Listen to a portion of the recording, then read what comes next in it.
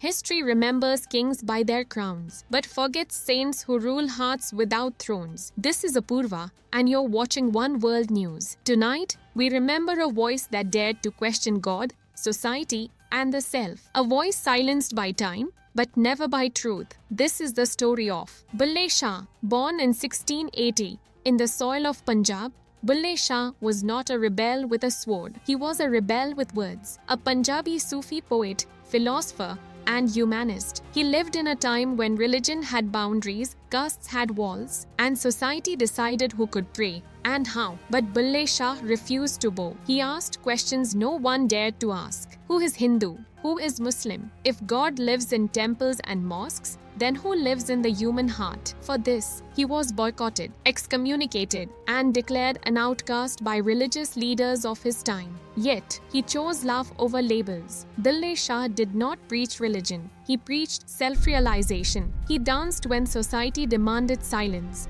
He sang when orthodoxy demanded obedience. His poetry spoke of ego, illusion, love, pain, and surrender, not to rituals, but to truth. One of his most powerful verses echoes even today. Buleya, ki jana main kaun? Bulle, I do not know who I am. Not ignorance, but enlightenment. In a world obsessed with identity, Bulle Shah chose humanity. In a world divided by faith, he chose love. And in a world afraid of truth, he chose fearless expression. He died in 1757, but his words still breathe in songs, whispers, and revolutions of thought.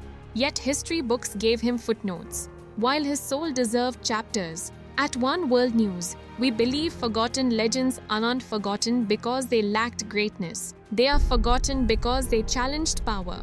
Bulle Shah wasn't meant to be remembered quietly. He was meant to be felt. This is Apurva for One World News, bringing history back to life, one forgotten legend at a time. Because voices of truth never die. They only wait to be heard again.